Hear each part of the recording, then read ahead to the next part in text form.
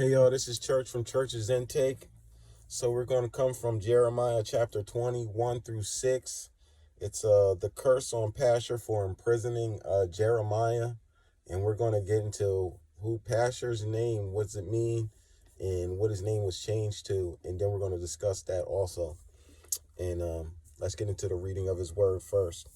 Now Pashur, the son of Immer, the priest who was also chief governor in the house of the Lord, heard that Pashur smote the prophet and put him in the stocks that were in the high gate of Benjamin, which was by the house of the Lord. And it came to pass on the morrow that Pashur brought forth Jeremiah out of the stocks. Then said Jeremiah unto him, The Lord hath not called thy name Pashur, but Magar Missabib.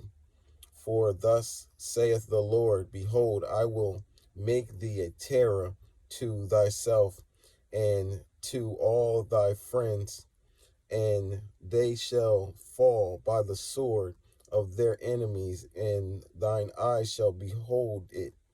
And I will give all Jerusalem unto the hands of the king of Babylon, and he shall carry them captive into Babylon, and shall slay them with the sword. Moreover, I will deliver all the strength of the city, and all of the laborers thereof, and all of the precious things thereof, and all of the treasures of the kings of Judah will I give unto the hand of the enemies, which shall spoil them, and take them and carry them to Babylon. And thou, Pashur, and all that dwell in thine house shall go into captivity, and thou shalt come to Babylon, and there thou shalt die, and shalt be buried there, thou and all of thine friends to whom thou hath prophesied lies. God bless the reading of his word. So what happened to Pashur? He got captive into Babylon, and you know what Babylon is. But what does Pashur's name mean? Pashur's name means freedom, liberty, pleasant, prosperity around about, you know. So Pashur's name from his father, which was a priest, gave him a plentiful name. Like his name meant, good things. He was supposed to be fruitful and everything. But what does it say in the book? Judge not my people and do my prophets no harm. So touch not my anointed and do my prophets no harm. So you already know Jeremiah was one of God's prophets. So because he tried to imprison Jeremiah for prophesying what God had told him and what God had told him to do in his life, he made him captive, and he made his name Merher-Bizabab, Merger-Bizabab, which means fear on every side. So that means he was put in a captive, and he was going to get killed. You know what I mean? He changed his name from prosperity and all of this to basically you're going to have fear on every side of you. All the days of your life that's left, you're going to be in fear. You're going to be in lack. You're going to be everything taken away from you because you went up against my prophet. Same goes into the day. People come up against God's chosen vessels and God's prophets, preachers, the ones that do preach the right word, the ones that's coming with that righteousness, that truth and honesty, and want to tell you truth and not have you believing in lies, because he prophesied lies. That's what they was thinking, like, oh, it ain't nothing gonna happen. Just like how we got today in the churches today, there's a lot of pastors that's prophesying lies, and God's going to handle them according to their deeds. Just like the people that stand up against these so-called pastors that's lying to a lot of people in their congregation. Now their congregation gets slain by default. You know what I'm saying? Like, these people get put into captivity. They get put into lack situations, just like how your friends will get put into lack situations. If you going with your friends and your friends is telling you lies, they'll put you in a circumstance that, nah, I ain't have no, you know what I mean? Like, say if you was riding in a car or something, and you know you used to hang out with your peoples, and maybe y'all used to hustle, right? Selling drugs or whatever, right? Now you turned a new leaf. You stop hustling and all that, and you tell your peoples like, y'all, dog, I don't do that no more. You know what I mean? Like, if y'all gonna do that, just keep me away from it or whatever. You know what I mean? It's like, yo, tell me if you got something on you so I can hop out the car or not deal with y'all, or I will know the circumstances before I even invest on taking a ride with y'all or whatever, right? But these people, you know, they like, nah, dog, like, you know how we roll, but nah, I changed the new leaf or whatever. Like, nah, I ain't got no drugs or whatever on me, right? And y'all get pulled over, like the dude driving reckless or something. It makes the you know, you alert the cops, and then y'all get pulled over, and then, oh, do y'all got any illegal substances on you or anything? And then they're like, oh, no, no, no, no. And you got a whole gang full of people in here. You know that you yourself might be great, but the rest of them, you don't know. But all you're doing is going on their word. You know what I'm saying? You're going on what they telling you. Like, yo, I ain't got nothing on me. Now, you know that these people be carrying them packs on them and everything else like that. And they lying, like, you know what I mean? But they smell something or whatever, and then y'all get searched, and then he had a pack on him. Now all y'all are getting the same, y'all getting all the same, you know what I mean, charges, because you went there by default, just like the people in the priests, like how priests do it with their congregations.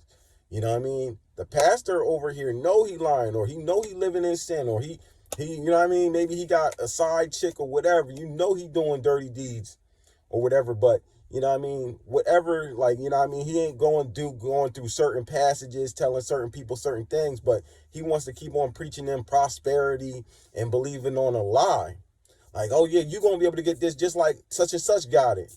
Lying to these people in the congregation. Now these people got false hopes, you know what I mean? And now they lose because they believed in just their pastor instead of believing on, you know what I mean, the word of God. Now, another man came up, you know what I mean, told that congregation, like, yo, y'all need to turn away, like, your pastor's bad or something like that. Like, yo, y'all shouldn't trust all his words or whatever, you know what I mean, or read the book yourself. Like, I tell everybody, learn this book. There's these 66 books. Then there's another 14 that you can also learn once you got your spiritual game up. But learn these books on your own as well, so you can correct your pastor if your pastor's straying away. You will know, because God's going to start mentoring you, showing you the light, showing you who was right and who was wrong. And if, you know what I mean, like a lot of people in their congregation, they like, oh, you better not go up against Pastor so-and-so. He gonna mess you up if you go up against his word. Like, no, you're supposed to correct in a nice way. You're supposed to bring him to the side, you and him, if that needs to be the case. But you bring up to them that person in a nice way, like, listen, dog, what you preached today was left field, all off the mark. And then y'all discuss, like, the Lord has showed me it like this. Now, as much as y'all like to, you know, sit in the word, or listen to the word from your pastor, you know what I mean, your minister, your bishop, or whoever is telling you certain passages, right? You are supposed to go and discern these words yourself. Study to show thyself approval unto God, so you don't be condemned or in lack or not knowing. My people die for lack of knowledge. Lack of knowledge, because they're trying to just listen. Like, the Catholic Church is one of the worst when it comes to something like that. They go in there, they hear like a quick passage, you know what I mean? I've been to a couple Catholic, you know, churches or whatever. Like, my daughter goes to Catholic school because it's better to go there than the public school. Sometimes, not all the time. But I actually went to Catholic school when I was a kid, and I know how they move. You know what I mean? You say your prayers to a freaking pope, or a man that's supposed to be a God that's supposed to correct your sins. That's all devilish right there. Leaving your power. You're giving your power to a man. which is all false and wrong. But, I don't agree with that part. Like, I know I teach my daughter once she leaves the schoolhouse, listen, they ain't, you know what I mean? Like, the way they train you up in learning, because, you know what I mean, it's just regular learning, and they give you a little God and like, the history and everything, that's cool, but the way that they worship is wrong. Explaining that to her. But just like that, just there's other congregations, you know what I mean, that just listens, oh, open your word up to this and just read with me. And it's like, you're going to read with them, but you ain't studying that word yourself. You ain't trying to get a revelation for yourself to be able to verify or correct. Because the man of God that preaches it in the word, the man of God that's supposed to be appointed over his flock or whatever, don't be deceived. There's prophets, right? There's also men of God, priests, right? A prophet ain't above a priest, and a priest ain't above a prophet or above his congregation. So when these pastors or whoever telling you like whatever I say goes, that's a false. That's a false. Make sure that he's saying whatever he's saying is right and righteous, and then you will agree, or you can agree to disagree, and then you can discuss with him on another note. Don't get all arrogant. There's no arrogance in this. It's all about correction. We all need corrections in the ways that, you know what I mean? God always gives us knowledge in different ways. We all need correction. None of us is better than another. Just because they're the head of the church don't mean they're better than the lowest member in the church. And it's written in the word. You should know that. You know what I'm saying? So no one's above no one.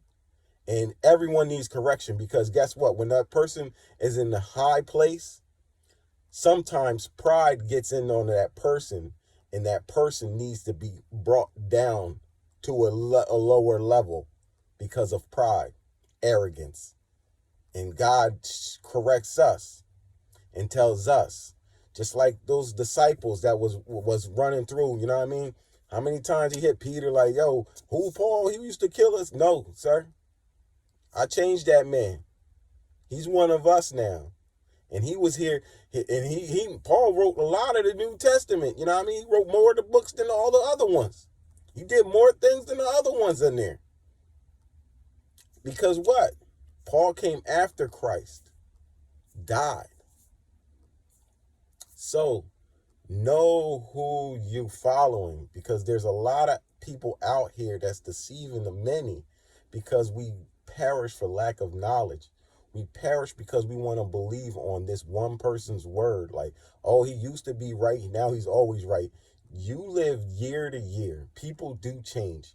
Your pastor could change. Circumstances in this life could change him mentally. You got to be mentally stable in the mindset. And guess what? Just like the Old Testament was the law, right? The New Testament was the spirit, right? People still live by the law. You can see people out there talking about the law all day. But what does it say in the New Testament? If you live by the law, you condemn by the law. Be what? In the spirit. Walk in the spirit. By faith. Faith is the spirit. If you live by the law, you are a prisoner of the law. You're going to walk in the law, and you're going to always fall short. That's why you walk in the spirit, because the spirit shows you the way. Anyone that's working in the law is condemned. They condemn themselves to slavery. It's written in the word. It's written in the word, dog. That's why you walk by faith and not by sight. That's why this is a spiritual walk with Christ. When Christ came to scene, he fulfilled the law and gave you faith, and he gave you the spirit to follow, to lead you and guide you. That's what had happened. But everybody don't want to talk about that thing. Oh, no, you got to still do the law. The spirit will show you what is good in the law, what is right within your heart. And the spirit tells you to have a heart posture That's how you know that you in the spirit. When the law, these people that you can even tell from the people that even talk about the law, it's like, ugh, yo, you ain't doing this. Your beard's too long. Oh, you shaved your head. Now, come on, man. You trying to tell me I'm going to lose my life and be put to hell because of a baldy? Oh, come on, sir. You're wrong. That's why the faith is there. Because I know that that's wrong. Oh, you trying to tell me because I ate this pork? Yeah, pork ain't good for you. You shouldn't eat it. You shouldn't eat it like that or eat it at all, for that matter. But we shouldn't even be eating meats like that. You know what I'm saying? But that's here nor there. God wants you to change your whole body, to be healthy. And you will learn what's healthy and what's not healthy. But that's also in the faith too. When you live by the law, these people that worship in the law, provoke people with the law, they're condemning themselves to slavery. And they don't even know that.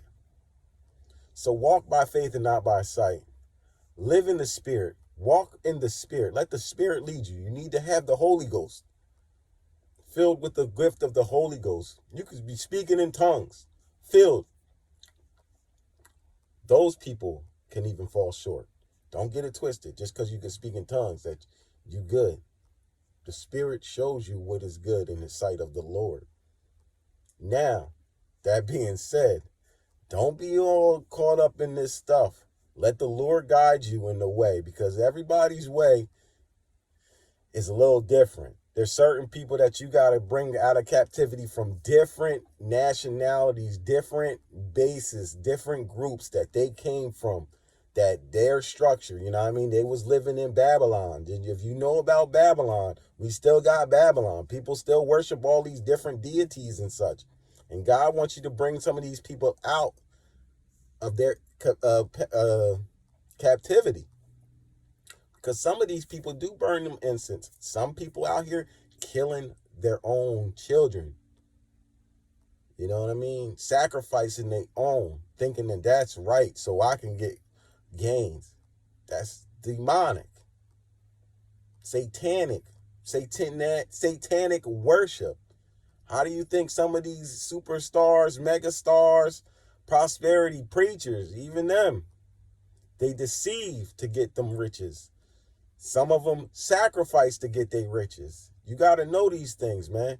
And because you coming up against God's chosen children, especially in today's time, God's got chosen children out here. And when you coming up and transpiring up against them thinking, oh, they ain't God's kids. They ain't God's chosen. I know all about. You don't know nothing, sir. You don't know nothing, ma'am. God chose them from birth. You don't know unless God showed you. And if some of you do know, but y'all think, oh, I can still do this, that. No, you can't, sir. No, you can't, miss. Sorry. But God written it in a word that you can't touch his. And people got to learn how to be. Each one teach one. Everyone love one another, man. Don't try to condemn nobody because you don't know who anyone is. You can see a angel out here in these streets, right? Looking like a bum. They can even manipulate you to the extent that they might have a cigarette or maybe a bottle and you thinking they drunk or something. That could be a straight up angel, dog. You don't know. You don't know, man. You don't know what you seeing. Everything is not what it seems to be. That's why there's a faith in all of these things. Not everything what you see is what it is. That's a fact. Just with the government and all of that too. Like you could tell, man, like this stuff is crazy, man. That's why you have to have a relationship with Christ. And he shows you different things, man. You got these other eyes out here that you can see different stuff. There's spirits roaming this earth all day. Demonic entities all day. But if you can't see beyond your 3D eyes, how would you know? How would you know if somebody's under a curse, under a spell, under condemnation, demonically possessed? Sometimes you can see it, but you can't always see it. It's a fact. Yeah, learn to study. But I'm going to leave that one right there. You know what I mean? Like, subscribe, tell a friend. Church's Intake. God bless. I love y'all, and God loves you even more.